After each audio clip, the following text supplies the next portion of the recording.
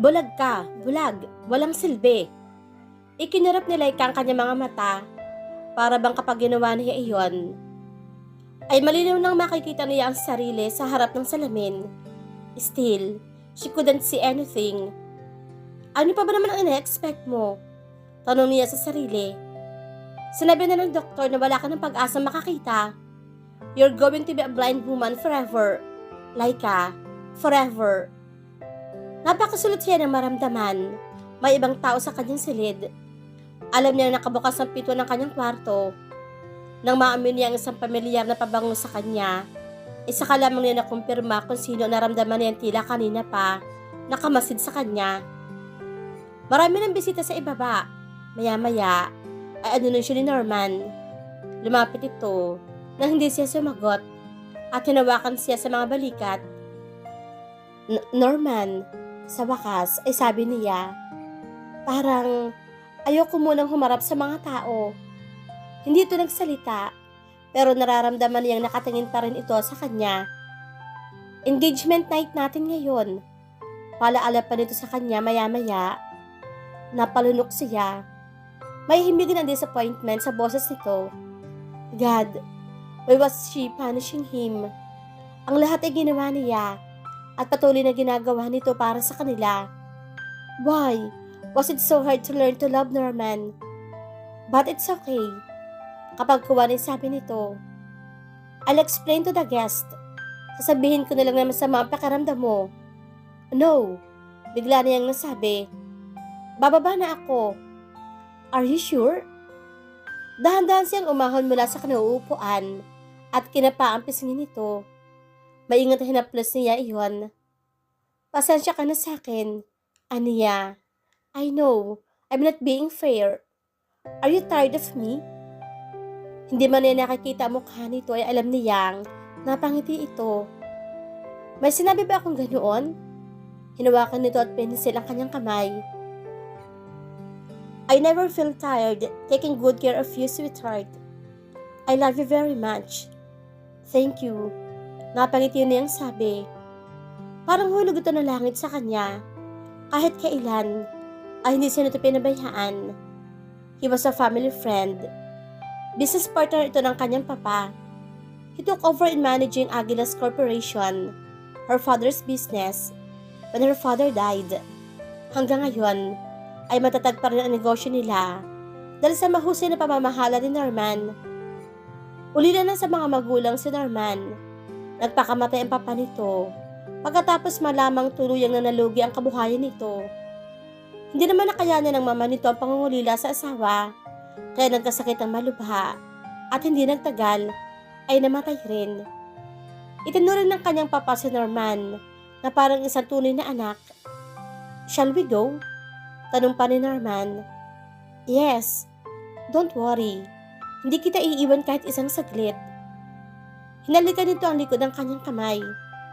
I'll do everything para matutunan mo rin akong mahalin. Handa akong maghintay kahit gaano pa katagal, Laika. Thank you. Napangiti siya. Sana man lang ay nakikita niya ito. He would remain 29 years old in her memory.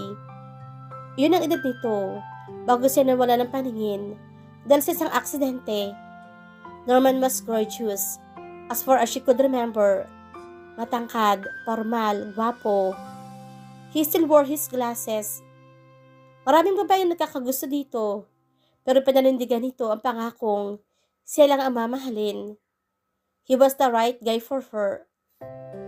Ang kailangan lang niyang gawin ay ang pag-aralan itong mahalin. Ni minsan ay hindi naging hadlang ang kapansanan ni Laika para hindi siya pakilala ni Norman sa mga kaibigan. Hindi siya kinakahiya nito. Isang bagay iyon na pinagkapasalamat niya ng malaki sa lalaki. This is Laika Aguila, my fiancé.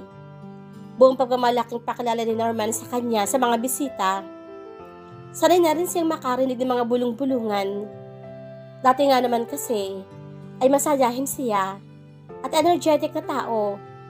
Mahilig din siya noon sa mga sosyalan hanggang sa dumating ang aksidenteng naging dahilan para mawalan siya ng paningin. She lost her eyesight and she lost a lot of her friends as well. Si Norman lang ang hindi umalis sa kanyang tabi. Ito ang nag-alaga sa kanya sa ospital. Ito ang dumaway sa kanya pagkatapos sa masakit na deklarasyon ng doktor na hindi nakaligtas ang mga magulang niya mula sa car accident. Siya lamang ang sinuwerteng, ngunit nawalan na rin naman ang paningin. Go ahead, Norman. Maya-maya ay sabi niya rito. Pagkatapos siya alalayo nito paupo sa isang garden chair. Doon siya nagpahatid, makalipas ang ilang oras, na pakikiharap sa mga bisita. Ikaw na muna ang bahala sa kanila. Dito lang ako. Papupuntahin ko rito si Yaya Marcosa para may kasama ka at kausap. Anito? Huwag na. Tanggi niya. Gusto ko mapag-isa. I'll come back. Hinagkansa nito sa noo. Just tell me if you need anything, okay? Okay. Iniwanan siya nito noon. Gusto naman niya mag-enjoy ito kahit sandali. Wala na itong ginawa kundi ang alagaan siya at gawin ang kanyang mga gusto. He needed a break, she thought. At alam niyang hindi madaling pagsabayin ang pamamahala sa kumpanya at ang pag-aalaga sa isang bulag. She cherished na lang moment of silence.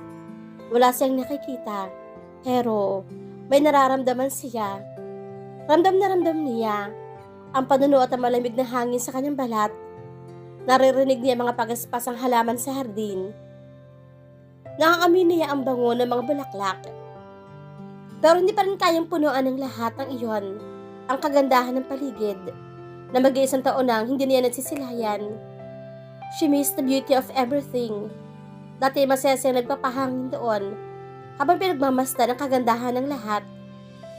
Hindi nag-i-enjoy si Spencer Cortez sa party. Minabutan niyang lumayo muna sa mga kausap. Saka lang niya muling nakita ang babaeng iyon. She was blind, and it was easy to keep track of her in the crowd. For one thing, she was the one of the few who did not wear black. She was dressed in a pale ice blue, liquid satin dress with a low, draped neckline. That could have come straight out of a late 1940s couturier salon. Sa kabila ng kasimplihan, maganda pa rin si Laika Aguila, o mas tamang sabihing mas maganda pa kesa dati. Her hair fell in a series of waves that frames her fine bone features. Mas silumi ito kaysa noon. Her mouth was full and pale. There was no mascara in her lashes. Ibang-iba na nga ito ngayon. May ilang sandali pa, pinagmasdan ni Spencer ang dalaga. Bago niya nagawang humakbang patungo sa kinuupuan nito. Maganda ka pa rin. Napakasulot sa Laika na marinig ang boses. Matagal ang panahon na lumipas ang huli niyang narinig ang boses na iyon. Pero, hindi pa rin pala niya nakakalimutan. How are you, Laika? Sa halip na sumagot, ay napaahon siya mula sa kinuupuan at humakbang paalis. Listo namang inalalayan siya nito. Don't touch me, sabi niya, sabay bawi sa kanyang kamay. Where do you wanna go? Tanong nito. Anywhere but here. Hindi ko yata naaalaalang kinatakutan mo ako before. Hindi man na nakikita mukha nito ay alam niya na pangiti ito. Do you still remember the past, Laika? There was assured arrogance in his voice. His tone was unmistakably intimate. The past. Saglit siyang natigilan at napalingon sa kahapon. 10 years, parang kailan lang. Malinaw pa niyang nakikita ang bawat eksena, bawat alaala. She was 19 then. Punong-puno pa siya ng sigla. Yesterday, life was easy. She had a lot of friends. Ang lahat ay gusto siya maging kaibigan. Buhay na buhay ang kahit anong organization, basta naroon siya. She was one of the prettiest girls in the university. Sinasamba siya ng mga lalaki at kinaiinggitan naman ng mga kapwa babae. Iisang lalaki lamang ang gusto ni Laika and she would do everything to win his heart. Hi, Spencer. Bati ni Laika rito na may kasama pang isang maarteng pagkindat. May date ka ba sa Saturday? Hindi ito sumagot. Nagsalubong kaagad ang makakapal at sabog ng mga kilid nito nang siya ay makita. Ibinaba nito ang hood ng compartment ng kotse. Pagkatapos pa ilagay roon ang sports bag nito. Hoy, Spencer, are you deaf? Pinisil niya ang pisngin nito. Tuloy, lalong namula ang mukha nito. Sabi ko, may date ka ba sa Saturday? Kung wala, I'm just here and I'm available. Tinanggal nito ang suot na antipara at talantad ang tila nakangiting mga mata nito. I have no plan of asking you to be my date. Nakangisi. At iiling-iling na sagot nito. Para na akong kumuha ng batong ipupukpuk ko sa aking ulo like ka. Why don't you stop chasing me like I'm a bone and you are a dog? Nakakairita ka na eh. Really?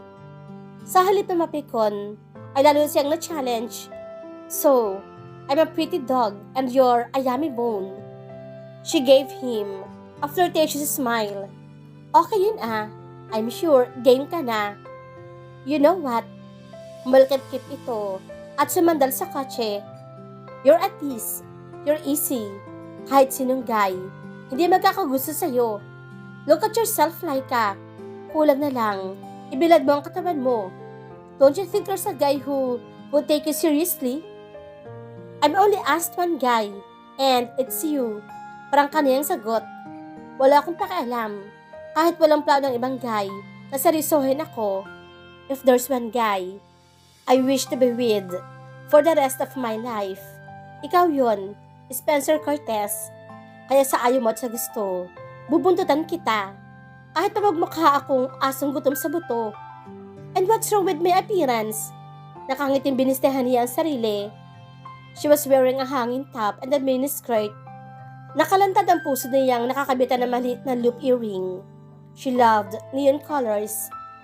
Siya lamang yata matapang na mag-eksperimento ng kahit na anong damit o kahit na anong hairstyle. Sobrang ikli ng gupit ng kanyang buhok. Nakatikwas ang dulo niyon at may straight na red. She also loved fashion accessories. She would appear like a fashion mongrel for other people, but she never cared at all. Kaya nang gawin ang gusto niya na walang pakialam sa sasabihin ng iba. Suktulang ligawan pa niyang kaisa-isang lalaking hindi mawala sa kanyang isipan hanggang sa pagtulog. Don't I look great? Pakit pa niyang tanong. All I can tell you is that you look great, but whatever you got doesn't translate into sexy. Not for me, at any rate. Nasaktan siya sa sinabi nito, pero hindi siya nagpahalata. I'm going to chase you until I had you and be my boyfriend. Ano yan rito? Sabay kindat. Umiling ang binata habang tumatawa. Anyong bubuksan na nito ang pinto ng kotse nito. Nang pigilan niya ang braso nito. Muli nagsalubong ang mga kilay ng binata. Pero hindi naging hadlang iyon. Para mapigil ang gusto niyang gawin. Ikinawit niya ang isang kamay sa leeg nito. Saka siniilang halik ang mga labi ng binata. It was a short kiss, but it meant something to her. It was her first kiss. Thank you for that kiss, sabi niya sa namumungay ng mga mata. Next time ulit. Saglit na natulala si Spencer na warang hindi makapaniwala sa kanyang nagawa. Nagpalakpak na tagsigawan naman ng mga estudyanteng nakakita sa kanila. Parang nakapanood ang mga ito ng isang magandang eksena sa sine. Kumaway pa siya sa mga ito habang nagbaw. Flirt. Iling-iling na bulong ni Spencer na umabot sa kanyang pandinig. You can have me in your imagination, sabi pa niya, bago tuluyang sumakay sa kotse. Saglit siyang napatda at napatingin dito. Iiling-iling pa rin na masalubong niya mga mata. Kung makatingin ito, ay para bang siya na ang pinaka-cheap na babae sa buong mundo. I still remember the past, Laika, sabi ni Spencer, na siyang pumutol sa kanyang pagbabalik tanaw.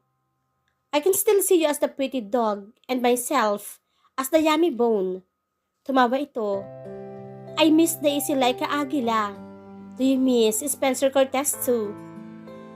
There's no reason to dig up the past. Mariin niyang sagot. I prefer to let it remain buried. Magpapahinga na ako. Pag-iwas niya. Akma na siya nga hakbang nang pigilan siya nito sa mga braso. Hindi na niya alam kung anong itsura nito ngayon. Now, she was nothing but a blind woman. Ang nakikita niya ay ang Spencer Cortez na kontratuhin siya noon ay para bang kabilang siya sa mga babaeng mababa ang lipad. Why are you avoiding me now? Tanong ni Spencer. Ano bang gustong palabasin ng lalaking ito? Pipili ang tanong sa sarili. Kulang na lang ay isuka siya nito noon. Bakit ngayon? Ay bigla na lamang nagbago ang lahat. Dahil babulag siya at alam nito mula na siyang kakayahan maging katulad ng dati. O dahil sa bukod sa nawalan siya ng paningin, ay marami nang nabago sa kanya. She never wore revealing attires again. She preferred simple, classic-styled clothes. She was confined at home anyway. Ni minsan, ay hindi na siya bumisita pa sa Aguila Corporation. Kasamang nawala ng kanyang paningin, ang confidence niya sa sarili. Hinayaan niyang humaba ng humaba ang kanyang buhok hanggang sa kanyang baywang ngayon. Madalas ay nakapasod na lamang siya, gaya ng mga sandaling iyon. She never visited beauty salons again. Binawi niya ang kanyang kamay mula sa pagkakahawak ni Spencer. I don't know what you are doing here. It just happened that your boyfriend's friend is my girlfriend. Anito. She invited me to this party. I didn't expect to see you here. Isn't it really a small world, Laika? Well, it is. Pilit na nagpapakanutural na niyang sabi, pero hindi mapigilan na mabilis sa pagtibok ng kanyang puso. She was afraid to admit to herself that her love for Spencer didn't really fade away. Siguro ay pinilit lamang niyang kalimutan dahil ayaw nito noon sa kanya. Iniyakan niya ang kanilang paghihiwalay after graduation. Since then, she never saw Spencer again. Nawala na rin siya ng balita tungkol dito hanggang sa mangyari ang aksidente. She didn't expect to meet him again after 10 long years. How she wished she could still see his face. Masaya ka ba, Laika? Biglang tanong ni Spencer. Yan lang ba ang gusto mong malaman? Kaya mo ako nalapitan. She tried to sound casual. Ayaw niyang ipakita rito. Naapektuhan siya sa kapansanan niya. Gusto niyang ipakita rito na siya pa rin ang masiglang Laika Aguila na nakilala nito noon. What happened to your medical degree? Tanong nito. I didn't pursue medicine. Patuloy na pagsagot niya rito. Because I never actually wanted to become a doctor. Ginawa ko lang yon dahil sa pressure ng barkada. But you finished a 4-year pre-med course. I haven't paid use of it. I'm blind anyway. Naka-confine lamang ako sa bahay. At wala ka namang planong baguhin ang takbo ng buhay mo. Saglit na, di siya nakaimik. Pinangiliran siya ng mga luha. Naawa siya sa sarili. Pakiramdam niya na gusto lamang ipamukha nito sa kanya kung gaano siya kamiserable kaya siya nalapitan nito. What I do with my life is my business, Spencer Cortez. Wala kang karapatang pakialaman ng buhay ko. I'm just curious, Laika. Katwiran nito. Palaban kang tao. Yun ang pagkakakilala ko sa'yo. You're a kind of person who would do everything to get what you want. I see different, Laika Aguila. Haven't you tried to seek help to restore your eyesight? Sasagot pa sana siya ng marinig ang boses ni Norman. Hey, sabi nito, I think I haven't introduced you to each other yet. Inakbayan siya nito. Laika, this is Spencer Cortez, Jenna's boyfriend. Spencer, this is Laika, my fiancé. Matagal na niyang kilala si Jenna, ang isa sa mga malalapit na kaibigan ni Norman. Alam niya, kung magpalit ito ng boyfriend ay para lamang ito nagpapalit ng damit. Hindi nakakapagtaka ngayon lamang niya nalaman. Boyfriend na nito si Spencer. Di siya kumibo para sabihin dati niyang schoolmate si Spencer. Hindi rin naman nagsalita ang binata tungkol doon. Inilahad niya ang kanyang palad na agad namang tinanggap ni Spencer. Ramdam niya ang pagpisil nito roon. Parang napasang bigla niyang binawi ang kamay mula sa pagkakahawak nito. Nice to meet you. May hina niyang sabi. How she wished na nakakakita siya. Ano na kaya ang itsura nito? Katulad pa rin kaya ng dati? Siguro, mas gumuwapo. Napakasulit siya na maramdaman. May pinaipit sa kanyang kamay si Spencer. Isang maliit na card iyon. Isinara niya ang kamay at lisong itinago iyon sa kanyang likuran. Kung paanong nagawa niyang itago kay Norman ang bagay na ibinigay ni Spencer, ay hindi niya alam. There you are. Tinig yun ng isang babaeng nabasa sa niya kaninang si Jenna. Kanina pa kita hinahanap. I suppose na nagkakalala na kayo ni Laika. Yes, sagot ni Spencer. Good, sadulit ang dalaga. You know what, Laika? I'm so happy to have this man here. May pagmamalaki sa tinig nito. He's a very interesting guy, very successful, and with his warm brown eyes, dark hair, and good facial bones. About 10 times better looking than Norman. Natawa si Jenna pagkaraang sabihin ang mga iyon. Oops, don't curse me Norman, my friend. Gusto ko na magpahinga, if you don't mind, sabi niya kapag kuwan. Ihatid na kita sa kwarto mo, ani Norman, at binuhata siya. Para nanghihinayang pa siya at tatapos kaagad ang pagkakasama nila ni Spencer. Mapilit si Norman, nasamahan siya sa kanyang kwarto, pero pinilit na lamang niya itong harapin ng mga bisita. Hindi pa rin mawala sa kanyang isip si Spencer, nang sa wakas ay iniwan na siya ni Norman sa silid. Malalim ang ibig sabihin ng nararamdaman niya. She knew she would never be the same again. Yesterday, she was 19 and very energetic. Today, she was blind and weak. Kung kailan nagkaroon ng kapansanan, saka naman nakuha ang pinapangarap, ang pansinin siya ni Spencer Cortez. Mararahang katok sa pinto, ang pumukaw sa kanyang pag-iisip. Laika, sabi ng nabasa sa niyang si Yaya Mercasa, na hanggang ngayon ay nagsisilbi pa rin sa kanya. Ya, tuloy po kayo, aniya. Tama ba yung nakita ko? Sa todo ng boses ito ay alam niyang nakangiti ito. Ang alin po? Ang lalaki sa litrato. Sagot ito. Ang crush mo nung college ka. Saglit siyang natahimik. Hindi niya alam kung dapat bang balikan ang kahapon. Excited at kinakabahan siya. Ano na pong itsura niya? Hindi na rin nakatiis niyang tanong na may matipid ang ngiti sa mga labi.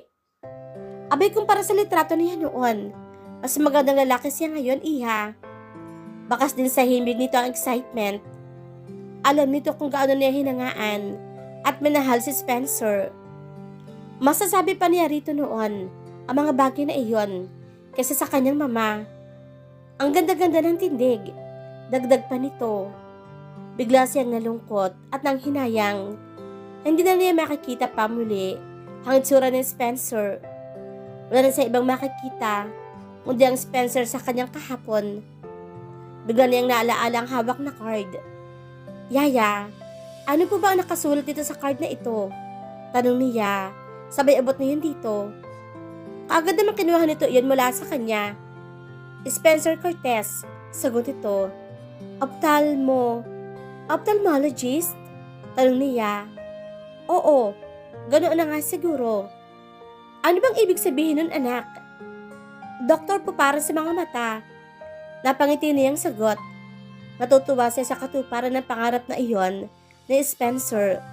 Alam niyang iyon, ang pangarap nito noon. Nako, edi pwede ka magpatingin sa kanya. Excited itong sabi. Bigla siyang nalungkot. Lahat ng nilapitan naming doktor ay mga espesyalista na yaya, pero wala pa rin nangyari. Ano pa ho ang nakasulat sa card? Address at numero ng telepono. Sagot ito. Wala namang masama kung susubukan mo magpatingin sa kanya, di ba? Baka sakali, maibalik niya ang paningin mo. Mabibigo lang po ako, yaya. Ayoko nang marinig ang mga sinabi ng mga unang doktor na tumingin sa akin. Nawala na akong pag-asa pang makakita. Tama ng ilang beses na kabiguan, yaya.